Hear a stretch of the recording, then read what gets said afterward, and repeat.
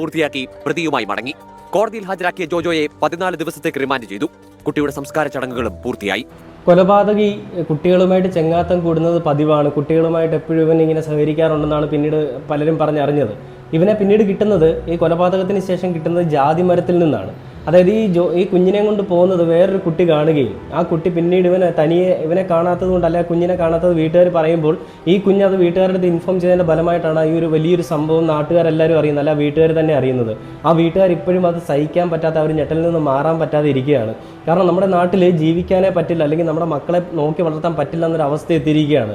ഇനിയും എങ്ങനെ പേടിച്ച് ഒരു കുഞ്ഞിനെ വളർത്താനായിട്ട് ആര് തയ്യാറാവും? കുഞ്ഞ് വളർന്നു വരുന്നത് മുതലേ പേടിക്കേണ്ട ഒരു അവസ്ഥയാണ് നമ്മുടെ നാട്ടിലെന്ന് പറയുന്നത്. കുഞ്ഞിന് 1 വയസ്സേ ഉള്ളൂ, അതോ 10 വയസ്സുണ്ടോ, അതോ 20 വയസ്സുണ്ടോ, 30 വയസ്സുണ്ടോ, ഇതൊന്നും ഈ പറയുന്ന കാടന്മാർക്കൊന്നും ചിന്തിക്കേണ്ട ആവശ്യമില്ല. അവന്മാർക്ക് എന്താണെങ്കിലും അവന്മാർക്ക് ഉപയോഗിക്കാൻ കിട്ടിയാൽ മതി.